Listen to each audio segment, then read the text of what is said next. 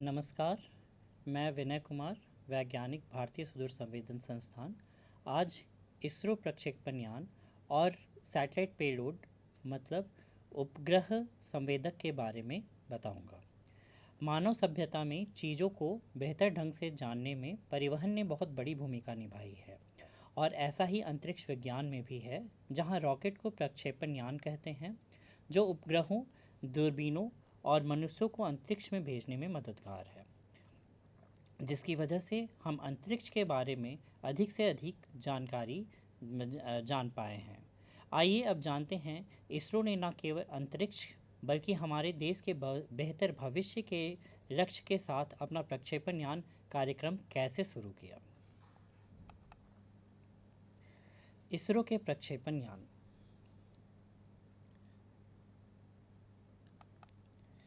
तो इसरो के प्रक्षेपण यान में हम इन विषयों के बारे में जानकारी प्राप्त करेंगे, जैसे कि रॉकेट कार्यक्रम की उत्पत्ति, स्टेजिंग और स्टेजिंग के प्रकार, क्योंकि सभी रॉकेट कई सारे चरणों से बना है, कई सारे स्टेजेस से बना है, तो उनके बारे में हम बताएंगे। सभी भारतीय रॉकेट इसरो द्वारा विकसित किए गए हैं, तो उन सारे रॉकेट्स के बारे में भी बताया जाएगा। और जो लॉन्चिंग स्टेशंस है, लॉन्च पैड्स है, जो अंतरिक्ष बंदरगाह है जहां से हम इसरो के रॉकेट्स को लॉन्च करते हैं, उसके बारे में हम बताएंगे।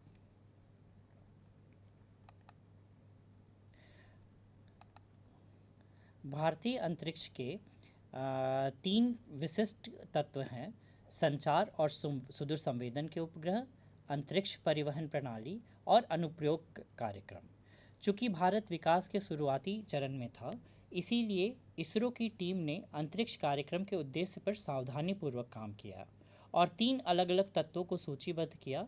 इसका प्रमुख उद्देश्य भारतीयों के लिए संचार स्थापित करना और कृषि, मछली पकड़ने और मौसम की स्थिति जानने जैसे व्यवसायों के लिए आवश्यक उपग्रह स्थापित करना था। इसलिए सबसे पहले संचार और सुदूर संवेदन के लिए उपग्रह बनाए गए। जैसा कि पहले उल्लेख किया गया है, इसके परिवहन का उद्देश्य वाहनों को और रॉकेटों को प्रक्षेपित करना है, जो उपग्रहों को अंतरिक्ष में परिक्रमा करने और वापस पृथ्वी की सतह पर लाने के लिए जो मानव सहित यान होंगे, उनके लिए भी किया जाएगा। और तीसरा फोकस संपूर्ण भारतीय अंतरिक्ष कार्यक्रम की अनुप्रयोग प्रक्रिया की योजना और व्यवस्था पर था। हम इस छवि में देख सकते हैं कैसे डॉक्टर विक्रम साराभाई को रॉकेट डिज़ाइन हमारे डॉक्टर APJ अब्दुल कलाम समझा रहे हैं, जिसकी शुरुआत, रॉकेट प्रोग्राम की शुरुआत उन्होंने की थी। अब हम अंतरिक्ष परिवहन प्रणाली के बारे में जानेंगे। तो पहले अंतरिक्ष परिवहन प्रणाली कैसे काम करता था, हम इसरो को कहाँ से आरंभ किए थे, कहाँ से हमने रॉकेट को लॉन्च करना शुरू किया था, उसके बारे में हम बताएंगे। चूँकि हम इसरो के प्रक्षेपण वाहन के बारे में जानने के लिए यहाँ आए हैं, तो अंतरिक्ष प्रणालियों, परिवहन प्रणालियों के बारे में विस्तार से सीखेंगे। जैसा कि हम इस स्लाइड में देख रहे हैं, यह चर्च जो है, यह अरब सागर तट पर तिरुवनंतपुरम के पास थुम्बा नामक स्थान पर तट और रेलवे लाइन के बीच स्थित है।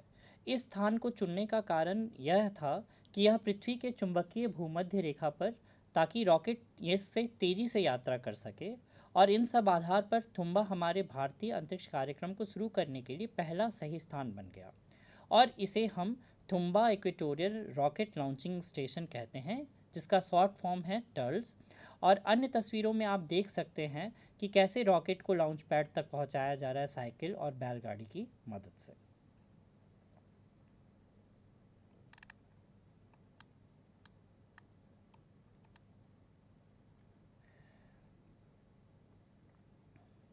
अब हम अंतरिक्ष परिवहन प्रणाली कि कितने तरह के हमारे जो लॉन्च व्हीकल्स हैं, प्रक्षेपण यान हैं, उनके बारे में जानेंगे।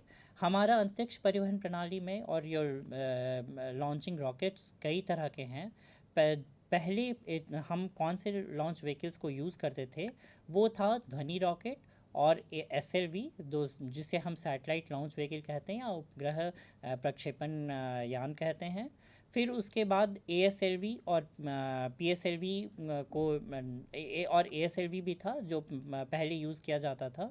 उसके बाद अभी वर्तमान में हम जो भी उपग्रह को भेजते हैं कई सारे जियो स्टेशनरी या भूस्थैनिक कक्षा में या हम पोलर पे ऑर्बिट्स में जब भेजते हैं तो उसे PSLV और GSLV कहते हैं। और अब हम जो भविष्य का हमारा ये प्रक्षेपण यान है वो है RLV-TD, मतलब reusable launch vehicle technology demonstration, जो हम यूज़ करेंगे। अभी हम मानव यान जो हम भेजना चाह रहे हैं अंतरिक्ष में, उसके लिए हम उसका प्रयोग करेंगे, जो भविष्य के लॉन्च व्हीकल है। तो सिस्टम को कई अन्य प्रक्षेपण यानों में अपग्रेड किया गया है। ध्वनि रॉकेट से शुरू होकर satellite launch vehicle, augmented satellite launch vehicle, जो पुराने रॉकेट से अब है ना उनका उपयोग नहीं है, लेकिन PSLV GSLV का उपयोग है। GSLV में मार्क 2 और मार्क 3 अभी वर्तमान में यूज़ किए जा रहे हैं। GSLV में मार्क 1 भी था जो अब उपयोग में नहीं है।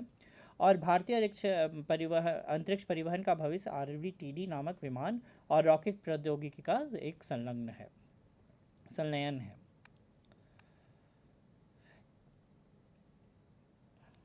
इससे पहले कि हम रॉकेट्स की गहराई में जाएं, आइए कुछ महत्वपूर्ण सीखें।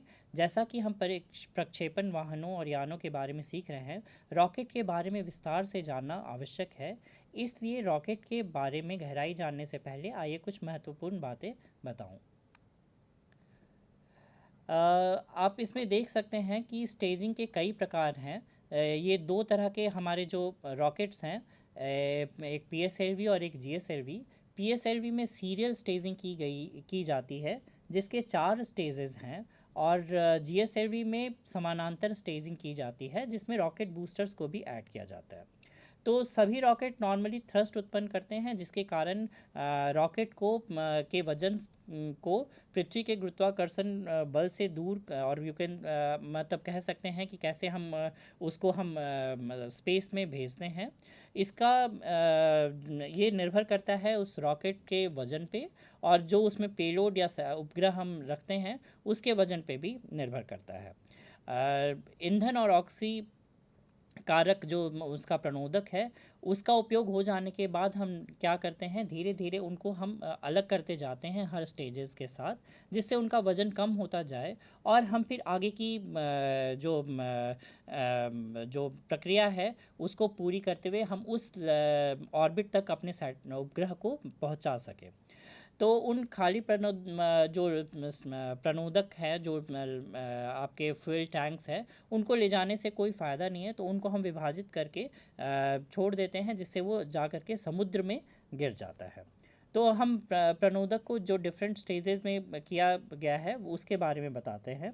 तो चरणों का अगला सेट शुरू हो जाता है जब तक कि वो मतलब पहले हमने जैसे नीचे वाले प्रणोदक को काम किया और उसके बाद वो थोड़े ऊपर तक ले गया, फिर उसके बाद ये अलग हो जाता है और ये समुद्र में गिर जाता है। फिर उसके बाद ये अगला काम करना शुरू करता है, और जब तक इसमें ईंधन रहता है तब तक वो चलता है।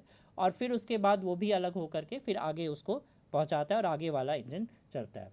तो सीरियल स्टेजिंग में क्या होता है कि इंजनों को एक के ऊपर एक रखा जाता है, और समानांतर स्टेजिंग में इंजन को दूसरे के समानांतर रखा जाता है। तो रॉकेट में चरण जोड़ने के पीछे, मीन स्टेजेस को जोड़ने के पीछे पृथ्वी के गुरुत्वाकर्षण बल को कंट्रोल करके रॉकेट को प्रक्षेपित करना है। इसलिए इन सभी चरणों में प्रणोदक टैंक स्थापित किया जाता है, जो पर्याप्त ईंधन और ऑक्सीडाइज़र ले करके जाता है। और एक बार जब ईंधन पूरी तरह से उपयोग हो जाता है, उसके बाद यह स्टेज इंजन बंद हो जाता है और ये इनसे अलग हो करके समुद्र में गिरा दिया जाता है। और उसके बाद आगे का मार्ग, जो बाकी बचा हुआ पार्ट होता है रॉकेट का, वो उस निश्चित कक्षा तक पहुंचता है।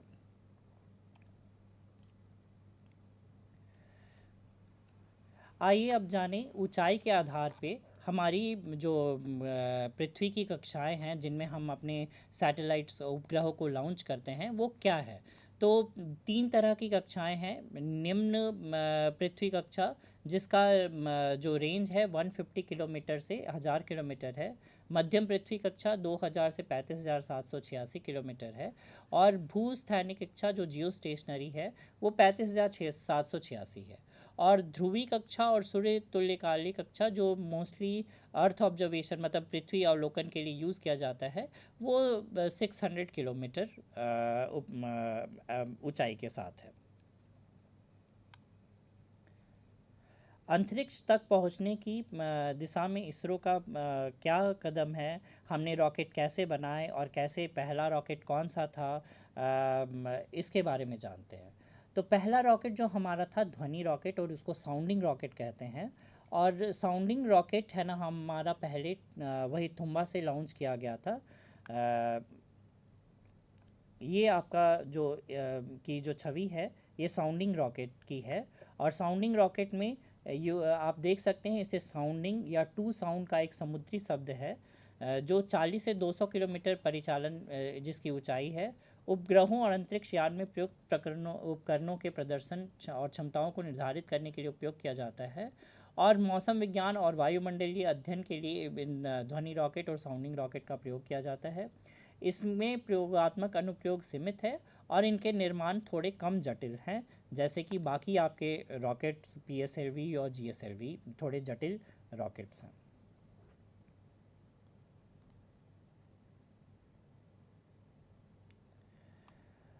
आप अब देख सकते हैं इसमें कि ध्वनि रॉकेट नाइके अपाचे लॉन्च कैसे किया गया था तुम्बा से।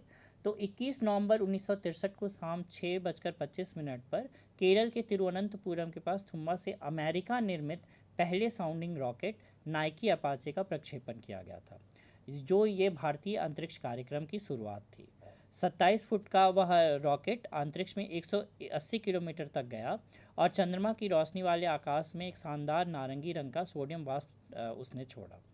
बाद के में हम रूस के लाए हुए M100 और फ्रांस के सेंटाउर से आयातित 2 स्टेज के रॉकेटों का प्रक्षेपण किया गया था।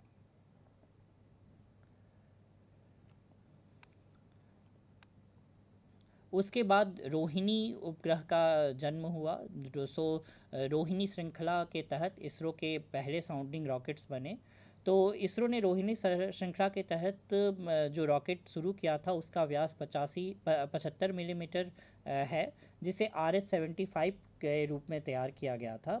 पहला साउंडिंग रॉकेट RH-75 21 नवंबर 1963 को केरल के तिरुवनंतपुरम के Thumba equatorial rocket launching station से लॉन्च किया गया था। RH-75 2 चरणों वाला रॉकेट था।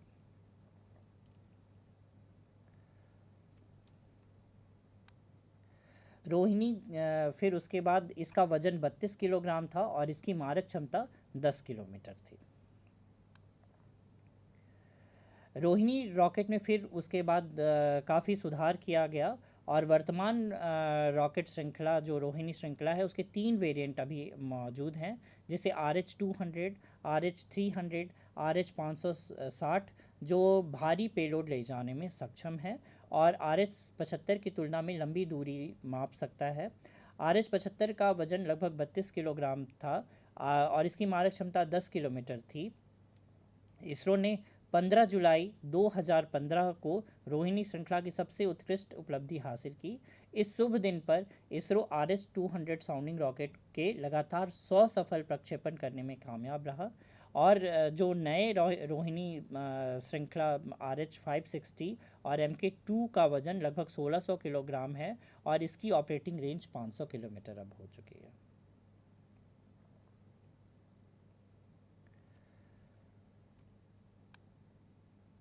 उसके बाद मॉनसून एक्सपेरिमेंट जिसका शॉर्ट फॉर्म मॉनिक्स है उस उपग्रह उसको लाया गया, जो वैश्विक वायुमंडलीय अनुसंधान कार्यक्रम के एक भाग के रूप में मॉनसून की वैश्विक और क्षेत्रीय विशेषताओं का अध्ययन करना जिसका मुख्य उद्देश्य है।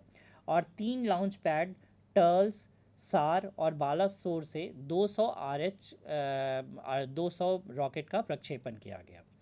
तो इसमें आप देख सकते हैं बालासोर में नया लॉन्च पैड 9 महीने के भीतर चालू कर दिया गया और पहला रॉकेट वहां 24 जनवरी 1979 को वहां से लॉन्च किया गया था। इसके बाद हम नए लॉन्च व्हीकल के बारे में और जो प्रक्षेपण यान के बारे में जानेंगे, जिसे हम सैटेलाइट लॉन्च व्हीकल या उपग्रह प्रक्षेपण यान कहते हैं, जो पूरी तरह से ठोस और आप कह सकते हैं सॉलिड इंजन से बना था, जिसका 4 चरण वाला यान था, जो 40 किलोग्राम श्रेणी के पेलोड को लो अर्थ ऑर्बिट और आप कह सकते हैं निम्न पृथ्वी कक्षा में रखने में सक्षम था। ये है आपका उपग्रह प्रक्षेपण यान, जिसको हम सैटेलाइट लॉन्च व्हीकल कहते हैं। इसका वजन लगभग 17 टन था, जिसको 1 टन 1000 किलोग्राम के बराबर है, और यह 40 किलोग्राम बाहर ले जाने में सक्षम है। ये 4 चरणों वाला रॉकेट है। इन 4 चरणों में जो कब तक इसका उपयोग किया गया, 1979 से 1983 तक इसका उपयोग किया गया। सभी 4 चरणों के लिए ठोस प्रणोदक का इस्तेमाल किया गया। चरण 1 और 2 में PBAN प्रणोदक थे, और चरण 3 और 4 में HEF-20 प्रणोदक थे। SLV 3 जो था, केवल उपग्रहों को लो अर्थ ऑर्बिट तक ले जाने में सक्षम है, लेकिन इसे भारी पेलोड ले जाने और लंबी दूरी की क्षमता वाले शक्तिशाली लॉन्च वाहनों की आवश्यकता थी। तो SLV 3 को 18 जुलाई 1980 को श्रीहरिकोटा से सफलतापूर्वक लॉन्च किया गया था।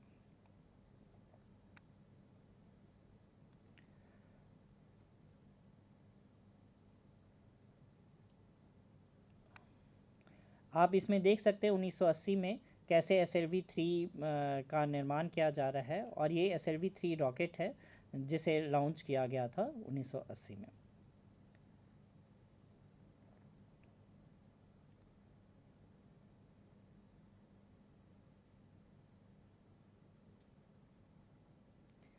इसके लॉन्च के बाद उसके बाद इस रॉकेट में और प्रक्षेपण यान में और कार्य किया गया, और उसके बाद ASLV रॉकेट बनाए गए, और इसके SLV 3 के प्रक्षेपण के बाद ही भारत को अंतरिक्ष उन्मुख देशों के एक विशिष्ट क्लब का 6ठा सदस्य बनाया गया।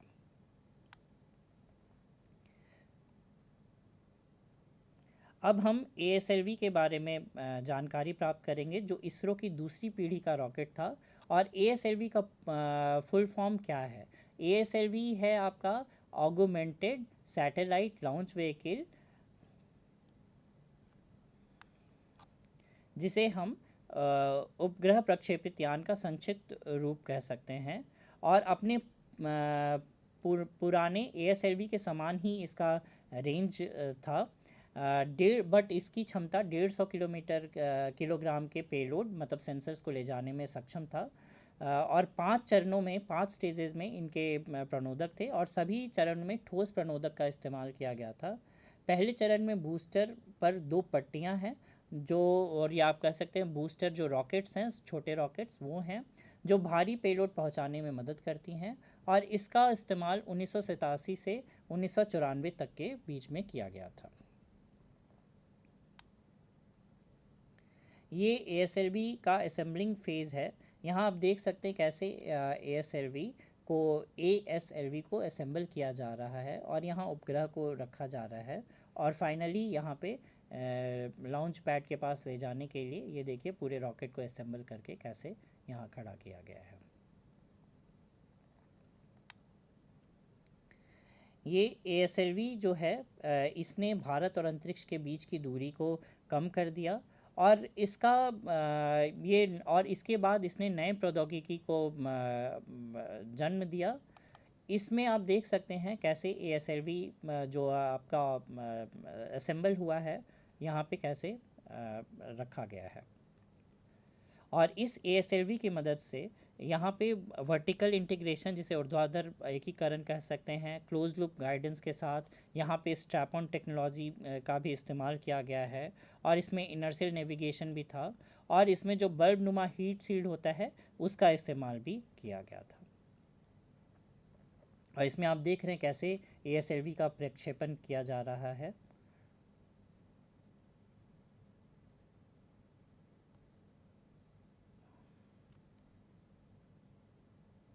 इसके बाद हमारे इसरो का महत्वपूर्ण रॉकेट आता है, जिसे हम PSLV कहते हैं, और पीएसएलवी अभी हमारे भारत का सबसे लोकप्रिय प्रक्षेपण यान है, जिससे हम कई प्रकार के उपग्रह को भेज चुके हैं। अभी हाल में ही जो हमने आदित्य L1 को भी प्रक्षेपित किया है, वो भी पीएसएलवी की मदद से ही किया है।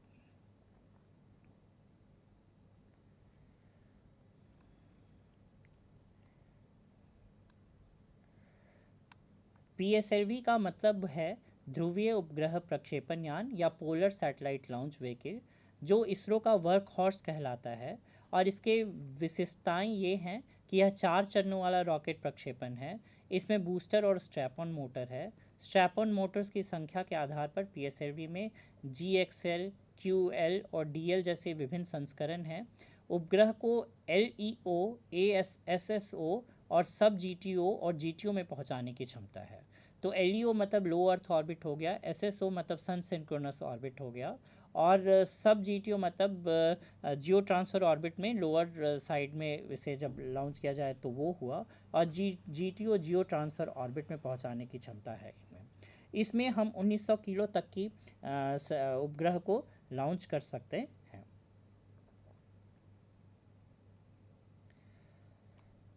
पीएसएलवी की अन्य विशेषताएं ये हैं, ये दूसरे और चौथे चरण में तरल प्रणोदक इंजन का इस्तेमाल किया गया है। चरण 2 जो है फ्रांस के सहयोग से विकास इंजन को विकसित किया गया था, वो है। चरण 4 में PS4 एक ट्विन प्रेशर फेड इंजन है जिसका इस्तेमाल किया गया है। और इसमें आप देख सकते हैं जो मल्टी पेलोड एडाप्टर हैं वो कैसे यहाँ पर हैं। तो इस पीएसएलवी बूस्टर को छोड़कर जो ये 4 चरणों वाला रॉकेट है, इसमें यान द्वारा उपयोग किए जाने वाले बूस्टर की संख्या मिशन की आवश्यकताओं पर आधारित है। अगर आपके स्ट्रैप ऑन मोटर्स की संख्या ज़्यादा या कम है तो उसके अनुसार वो GXL, QL और DL जैसे विभिन्न संस्करण उपलब्ध हैं। तकनीकी विशेषताएं इस प्रकार हैं कि SSPO को पेलोड 1750 किलोग्राम, सब GTO 1425 किलोग्राम, और चौथे चरण में PS4 पीएसएलवी का सबसे ऊपरी चरण जिसमें 2 योग्य तरल इंजन भंडार करने की क्षमता है। S3 पीएसएलवी का तीसरा चरण एक ठोस रॉकेट मोटर है जो प्रक्षेपण और के वायुमंडलीय चरण के बाद ऊपरी चरण को और ऊंचाई प्रदान करता है। तो S2 पीएसएलवी अपने दूसरे चरण के लिए अपने पृथ्वी मीन्स आप कहें कि तरल रॉकेट इंजन का उपयोग करता है, जिसे विकास इंजन के रूप में जाना जाता है। तो ये आपका जो है ये विकास इंजन है। फिर उसके बाद इसमें 6 ठोस स्ट्रैप ऑन बूस्टर लगाए गए हैं। स्ट्रैप ऑन मोटर्स पीएसएलवी अपने पीएसएलवी G और पीएसएलवी XL वेरिएंट में पहले चरण द्वारा प्रदान किए गए जोर को बढ़ाने के लिए है। 6 ठोस रॉकेट स्ट्रैप ऑन मोटर्स का उपयोग करता है। हालांकि को पीएसएलवी में स्ट्रैप ऑन नॉर्मल पीएसएलवी में स्ट्रैप ऑन का उपयोग नहीं है, बट हम ऊंचाई बढ़ाने के लिए मतलब ज़्यादा ऊंचाई में अपने उपग्रह को लॉन्च करने के लिए हम स्ट्रैप ऑन मोटर्स का उपयोग करते हैं। पीएसएलवी रॉकेट के एक चरण के ऊपर दूसरे चरण में कैसे बनाया जाता है, अंत में पेलोड नोज कोन में रखा जाता है। हम पीएसएलवी रॉकेट पर एक साथ कई उपग्रहों को लॉन्च कर सकते हैं। तो जैसा कि अभी अपने हाल में सुना होगा कि पीएसएलवी के द्वारा हमने 104 उपग्रह को अंतरिक्ष में प्रक्षेपित किया था। अभी आप देख सकते हैं कि यहाँ 2 सितंबर 2023 तक इसरो ने 59 पीएसएलवी लॉन्च कर दिए हैं, जिसमें 57 सफल हुए। पीएसएलवी के कुछ उल्लेखनीय सफल प्रक्षेपण चंद्रयान 1, मार्स ऑर्बिटर मिशन उर्फ मंगलयान और रिकॉर्ड तोड़ने वाले 104 उपग्रह हैं। 2 सितंबर 2023 तक में हमने अभी श्रीहरिकोटा से आदित्य L1 को लॉन्च किया है।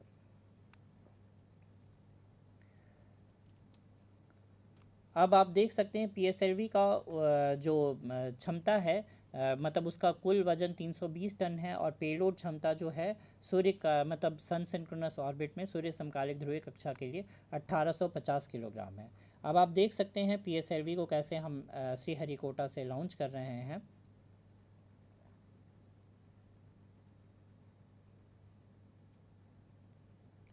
और अब इसरो इस PSLV के द्वारा कई सारे में से हम गैर सरकारी निजी संस्थाओं के माध्यम से हम कई सारे देश के उपग्रहों को भी लॉन्च कर रहे हैं। अब हम हमारे GSLV के बारे में बताएंगे। GSLV 3 प्रकार के हैं, जिसे हम जियो सिंक्रोनस सैटेलाइट लॉन्च व्हीकल कहते हैं। और और 3 प्रकार ऐसे हैं, MK1, MK2 और MK3। MK2 और 3 तो अभी भी प्रयोग में है, और MK1 अब वर्तमान में इसका उपयोग नहीं किया जा रहा है।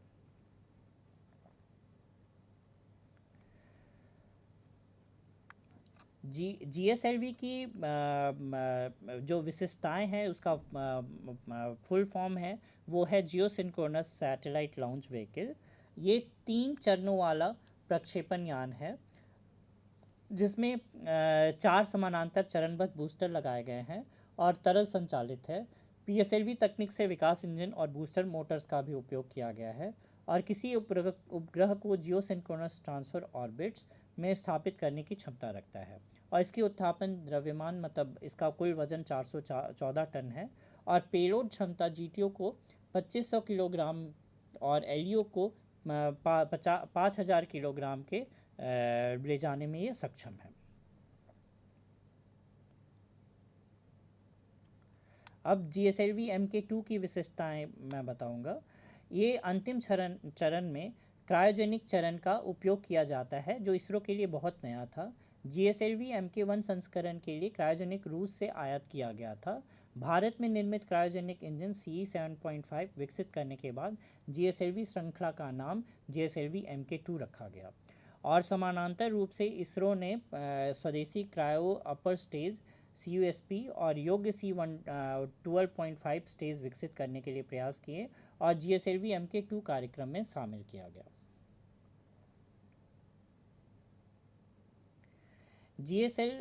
GSLV MK2 का पहला प्रक्षेपण 18 अप्रैल 2001 में हुआ था, और आखिरी GSLV प्रक्षेपण PSLV 12 अगस्त 2021 को हुआ था। इस अवधि के दौरान MK1 और MK2 श्रृंखला सहित 14 प्रक्षेपण किए गए। उनमें से 8 सफल रहे, और 2 आंशिक रूप से सफल रहे, और 4 असफल रहे। 2014 से GSLV ने लगातार 6 सफल प्रक्षेपण किए।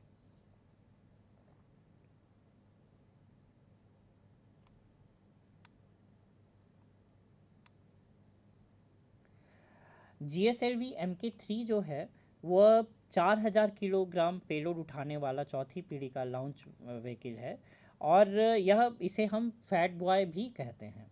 अब आप GSLV मार्क 3, जिसमें GSAT 29 उपग्रह को लॉन्च किया गया था, उसको देख सकते हैं, और इसका प्रक्षेपण कैसे किया जा रहा है वो आप देखिए।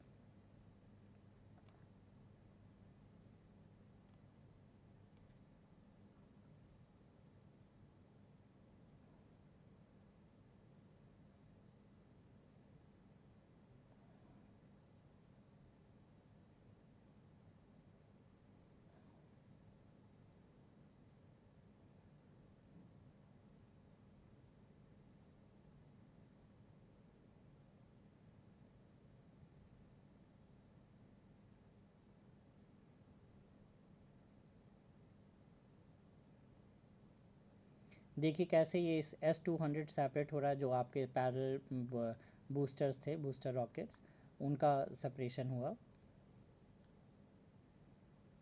और इंफ्रारेड कैमरा व्यू से आप देख सकते हैं वो कैसे अलग होकर के फिर नीचे समुद्र की ओर गिर रहा है।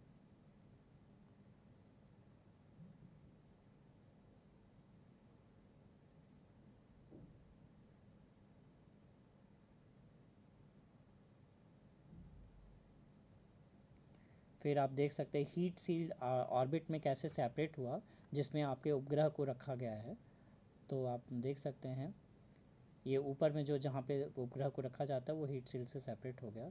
अब ये देखिए GSAT 29 के जो उपग्रह था वो कैसे अलग हुआ। तो GSLV मार्क 3 सफलतापूर्वक प्रक्षेपित किया गया। अब आप देख सकते हैं GSLV के जो है वो 4 पीढ़ी का प्रक्षेपण यान है, जिसमें ठोस प्रणोदक के साथ 2 बूस्टर है जिसे S-200 कहते हैं। फिर उसके बाद L-110 हाइपरगोलिक प्रणोदक है के साथ विकास इंजन है। फिर उसके बाद आपका C-20 क्रायोजेनिक इंजन है जो 10 टन पेलोड को ले जाने में सक्षम है, और GTO में 4 टन पेलोड ले जाने में सक्षम है। और ऊपर में जो है आपका पेलोड रखा जाता है। गगनयान मिशन के लिए इसरो द्वारा विकसित पहला मानव रेटेड प्रक्षेपण यान ये होगा।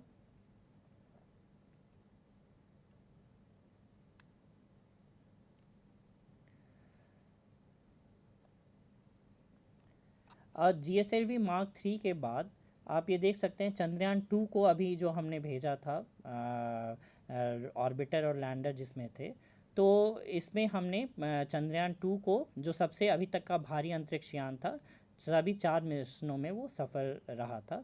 बस यही था कि चंद्रयान 2 में लैंडर ने लैंड नहीं कर पाए थे, लेकिन हम उसे ऑर्बिटर को और वहाँ तक पहुँचाने में, चंद्रमा के ऑर्बिट तक पहुँचाने में सफल रहे थे। इससे GSAT 19, 29 और चंद्रयान 2 को लॉन्च किया गया था।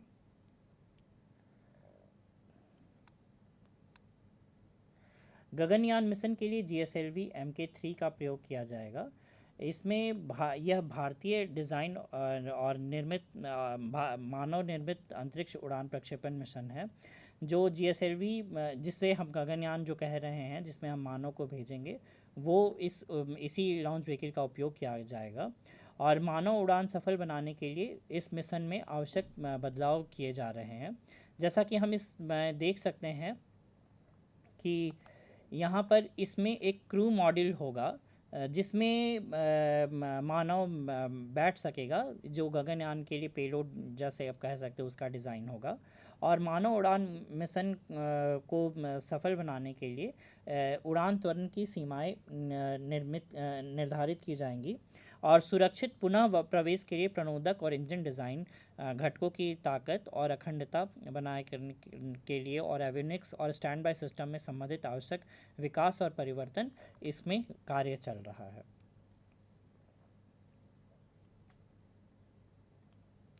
अब हम इसरो के सारे रॉकेट्स के बारे में बताएंगे जो अभी तक लॉन्च किए गए हैं। पहला आपका SLV-3 है, फिर उसके बाद ASLV है, फिर PSLV है, फिर GSLV है जो मार्क 2 और मार्क 3 है। तो यह विभिन्न रॉकेट हैं जो SLV से शुरुआत हुआ और Mk3 तक अपग्रेड हुआ है। अब हम नए तरह के जो भविष्य में प्रक्षेपण यान होंगे उनके बारे में बताएंगे, जिन पे इसरो काम कर रहा है। और इसे क्या कहा जाता है? इसे कहा जाता है RLV-TD। RLV-TD का मतलब हुआ reusable launch vehicle technology demonstration और पुनः प्रयोज्य प्रक्षेपण यान प्रौद्योगिकी प्रदर्शक। इसरो का यह बहुत ही जटिल कार्यक्रम है और RLV-TD विमान और रॉकेट प्रौद्योगिकी का मिश्रण है। RLV-TD सुपरसोनिक और हाइपरसोनिक उड़ान प्राप्त करने के लिए स्क्रैमजेट इंजन का उपयोग करता है और स्वायत्त नेविगेशन, मार्गदर्शन और नियंत्रण प्रणाली, एकीकृत उड़ान प्रबंधन प्रणाली, हीट शील्डिंग और 11 नियंत्रण उड़ान प्रगति में शामिल है।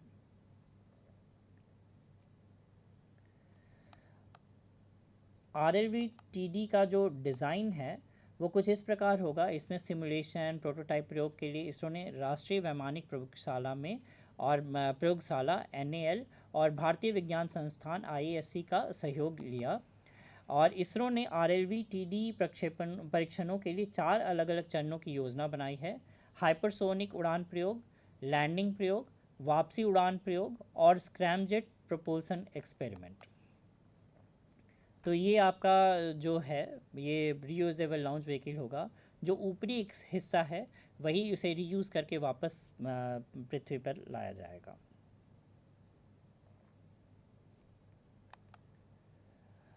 RLV-TD ने 23 मई 2016 को HEX की को सफलतापूर्वक लॉन्च किया था, जिसमें जो इसके सार्थक परिणामों की सराहना कर सकते हैं और अन्य चरणों में भी आगे की उपलब्धियां की प्रतीक्षा कर सकता है। इसमें क्या हुआ था, श्रीहरिकोटा से जब प्रक्षेपण किया गया था तो 400 किलोमीटर दूर बंगाल की खाड़ी में निर्दिष्ट क्षेत्र में पहुंच गया। कुल उड़ान 770 सेकंड की थी। इस पूरी अवधि के दौरान RLV-TD को श्रीहरिकोटा और जहाज जनित टर्मिनलों के ग्राउंड स्टेशन से स्वायत्त नेविगेशन और नियंत्रण प्रणाली, थर्मल सुरक्षा प्रणाली और पुनः प्रवेश मिशन के प्रबंधन के प्रदर्शन पर नज़र रखी गई और निगरानी की गई। अंत में RLV-TD बंगाल की खाड़ी में निर्धारित बिंदु पर गिरा, लेकिन इसे तैरने के लिए कुछ डिज़ाइन नहीं किया गया था। तो फाइनली जो वापस लॉन्च होकर के वापस जो समुद्र पे गिरा वो उस समुद्र में डूब गया, क्योंकि हमने इसमें तैरने की कोई व्यवस्था नहीं की थी।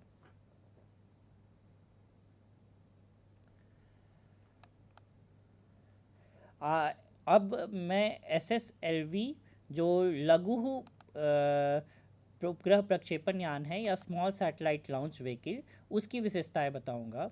इसमें 3 चरण वाले प्रक्षेपण यान बनाए गए हैं। 3 चरण वाले सभी ठोस चरण हैं और तरल प्रणोदन आधारित वेलोसिटी ट्रिमिंग मॉड्यूल है और 2 मीटर व्यास है जिसका और 34 मीटर लंबाई है।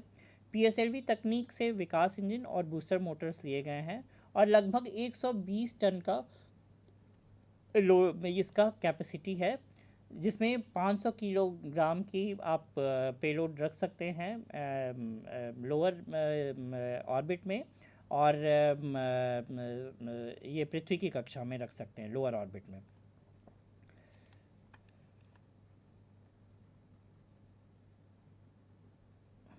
अब इस SSLV से लगभग 6 से 8 मिशन लगातार लॉन्च किया जा रहा है श्रीहरिकोटा से। इस SSLV जो उपग्रह प्रक्षेपण यान है, इसकी जो विशेषताएं हैं वो ये हैं कि यह कम लागत में निर्माण इसका हो रहा है, समय कम लग रहा है इसके निर्माण में, वर्तमान उपग्रह प्रौद्योगिकी की विशेषताओं को पूरा कर रहा है और मल्टीपल पेलोड को ये प्रक्षेपित कर सकता है। और इससे 6 से 8 मिशन लॉन्च करने का टर्न राउंड समय और क्षमता भी कम हो रही है। अब मैं सेमी क्रायोजेनिक इंजन के बारे में बताऊंगा। इसकी विशेषताएं यह है कि यह अर्ध क्रायोजेनिक इंजन है जो 2000 केन का थ्रस्ट उत्पन्न करता है। प्रणोदक तरल ऑक्सीजन है जिसे LOX और इसरोसेन कहते हैं, जो प्रणोदक ग्रेड कैरोसिन कहा जाता है, जो पर्यावरण के अनुकूल और लागत प्रभावी प्रणोदक है। और यह चरण GSLV Mk3 वाहन के कोर L110 चरण को प्रतिस्थापित करने के लिए प्रस्तावित है, ताकि प्रक्षेपण यान की क्षमता 4 टन से 6 टन GTO तक बढ़ाई जा सके। सेमी क्रायोजेनिक जो है इसमें इस चरण को स्वदेशी प्रौद्योगिकी का उपयोग करके विकसित किया गया है और SC-120 चरण का व्यास 4 मीटर बनाए रखा गया। यह चरण पृथ्वी प्रणोदक चरण की तुलना में बहुत सरल और सुरक्षित है। यह इंजन CE-20 इंजन डिज़ाइन पर आधारित है और इसका लंबी अवधि तक सफलतापूर्वक परीक्षण किया गया है। लगभग 117 टन प्रणोदक लोडिंग के साथ वाहन के समग्र विन्यास और आवरण को बदले बिना L110 चरण के आवरण में फिट होने के लिए GSLV Mk3 के लिए चरण को कॉन्फ़िगर किया गया है और SC-120 चरण को GSLV Mk2 के क्रायोजेनिक अपर स्टेज और GSLV Mk3 में C-25 L110 चरणों को डिज़ाइन करने में इसरो की विशेषज्ञता अनुभव को अधिकतम उपयोग करके कॉन्फ़िगर किया गया है। सेमी क्रायोजेनिक इंजन के क्या लाभ हैं? सेमी क्रायोजेनिक इंजन के लाभ ये हैं कि यह चरण पृथ्वी के तरल प्रणोदक चरणों की तुलना में बेहतर प्रदर्शन देते हैं, अंतर्राष्ट्रीय स्तर पर अधिक पर्यावरण अनुकूल प्रणोदकों की ओर स्थानांतरित हो रहे हैं और हमारे प्रक्षेपण वाहनों में अर्ध क्रायोजेनिक इंजन तकनीक को अपनाने में यह संभव हो रहा है। LH2 की तुलना में उच्च ईंधन घनत्व के कारण वे बूस्टर चरणों के रूप में आदर्श साबित हो रहे हैं। बड़े अर्ध क्रायोजेनिक बूस्टर चरण पूर्ण क्रायोजेनिक इंजन चरण की तुलना में सस्ते साबित होते हैं और सेमी क्रायो चरणों का पुनः उपयोग किया जा सकता है।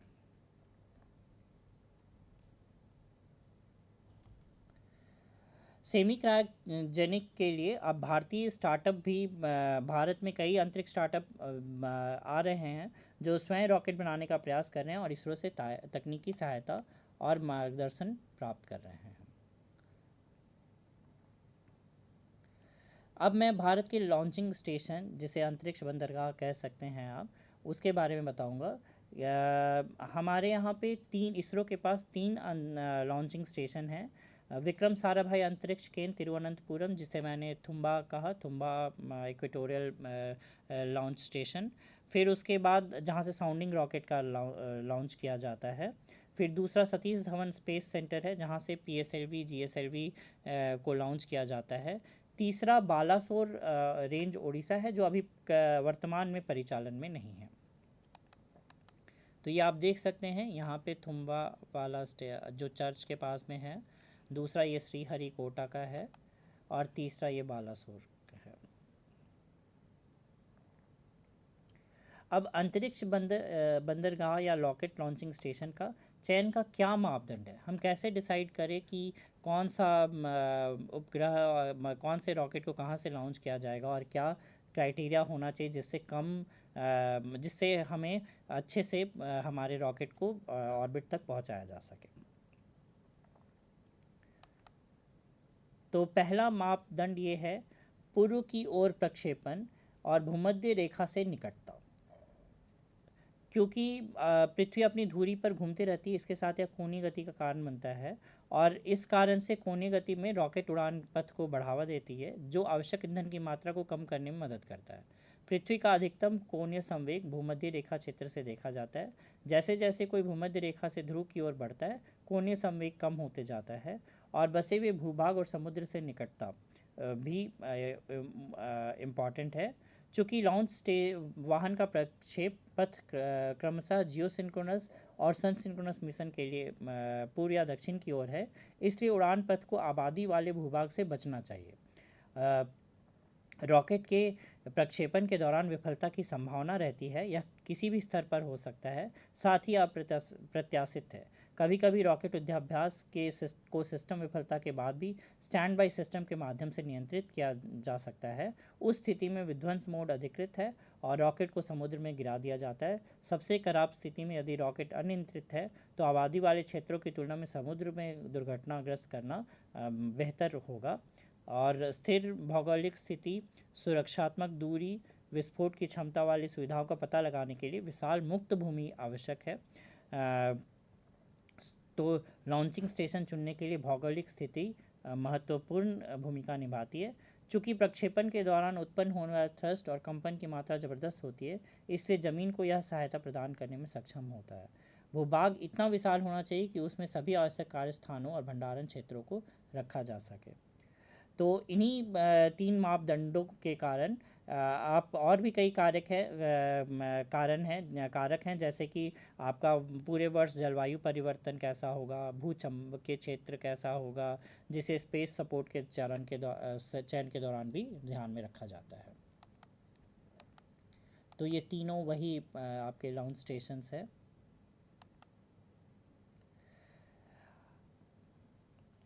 भारतीय अंतरिक्ष स्टार्टअप भी अब स्वयं रॉकेट बनाने का प्रयास करें, इसलिए इसरो इन्हें तकनीकी सहायता और मार्गदर्शन प्रदान कर रहा है, जिनमें से कुछ हैं स्काई रूट, अग्निकुल, बेलाट्रिक्स, जो इनका निर्माण कर रहे हैं। धन्यवाद।